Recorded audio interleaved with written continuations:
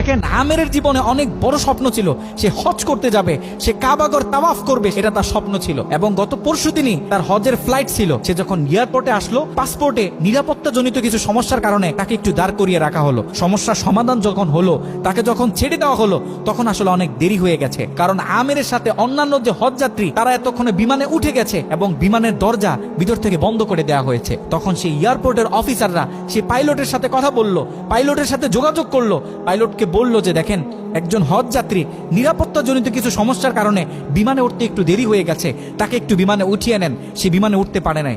তখন পাইলট স্পষ্ট বলেছে, যেই বিমানের দরজা একবার বন্ধ হয়ে গেছে, সেই বিমানের দরজা দ্বিতীয়বার কারোর জন্য আর খোলা হবে না। একথা বলে পাইলট বিমানটা আকাশে ফ্লাই করলো। সেই অফিসাররা তখন আমেরকে বুঝাইতেছে, দেখো বিমান তো চলে গেছে, তুমি আর যেতে পারবে না, তুমি বাড়িতে চলে যাও, নেক্সট টাইমে তুমি হজে যাওয়ার জন্য ট্রাই করো। তখন সে আমাদের মুসলিম ভাই, সে হজ যাত্রী, সে কি বলেছে জানেন? সে বলেছে, আমি আমার রবের উপর পরিপূর্ণ তাকওয়া রাখলাম, আমি আমার রবের উপর পরিপূর্ণ আস্থা রাখলাম, আমি হজ করেই বাড়িতে ফিরবো, হজ না করে আমি বাড়িতে ফিরবো না।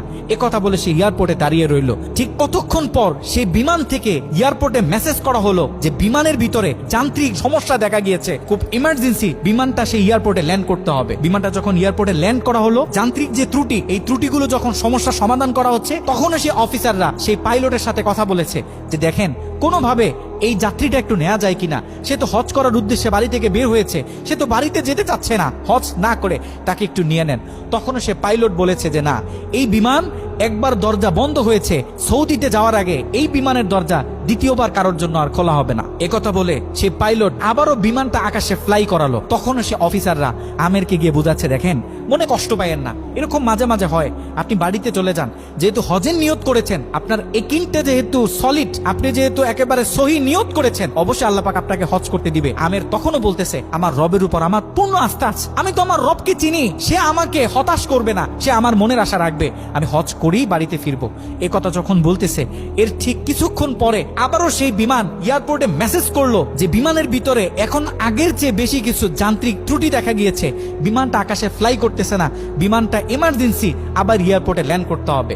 বিমানটা যখন এয়ারপোর্টে ল্যান্ড করলো, তখন সে পাইলট নিজে বিমান থেকে নেমে সে অফিসারদেরকে বলতেছে, সেই হজ যাত্রী কই, যাকে ছাড়া আমরা মক্কার উদ্দেশ্যে রওনা দিলাম, তাকে আমার হাতে তুলে দেন। আমি যতটুকু বুঝতেছি, তাকে ছাড়া এই বিমান যতবারই আমরা আকাশে ফ্লাই করব, মক্কার উদ্দেশ্যে রওনা হব, আমার মনে হয় না যে এই বিমান স্বাভাবিকভাবে মক্কাতে গিয়ে পৌঁছাবে। তখন সে পাইলট সে আমেরের হাত ধরে নিজে নিয়ে সে বিমানের ভিতরে বসিয়ে দিল।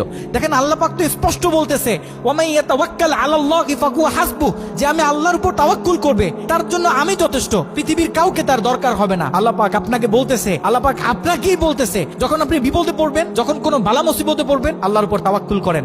আল্লাহ পাক বলে, whatever you have spent for Allah, Allah is yours increase well. যখন আপনি আল্লাহর উপর সম্পূর্ণ তাকওয়া করবেন, যা কিছু হয়ে যাক, যত বড় বিপদ হোক, যখন আপনি আল্লাহর উপর তাওয়াক্কুল করবেন, তখন আল্লাহ পাকের পক্ষ থেকে আপনার উপর যে বারাকা, যে ব্লেসিং গুলো আছে, এগুলো তখন আল্লাহ পাক বাড়িয়ে দিবে। আল্লাহ পাক পবিত্র কোরআনুল কারীমে অন্য আরেকটা আয়াতে বলে, বান্দা জীবনে অনেক গুনাহ করছো, জীবনে অনেক বিপদ আসবে, অনেক বালা মুসিবত আসবে, খবরদার বিপদের শেষ প্রান্তে গিয়েও যখন দাঁড়াবে, লা তাকনাতু মির রাহমাতিল্লাহ, খবরদার কখনো তুমি আমার রহমত থেকে নৈরাশ হবে না। এ কারণে আমাদের জীবনে অনেক বালা মুসিবত আসবে, আপস এন্ড ডাউন জীবনে থাকবে, সব সময় যেন আমরা আল্লাহর উপর তাওয়াক্কুল করি।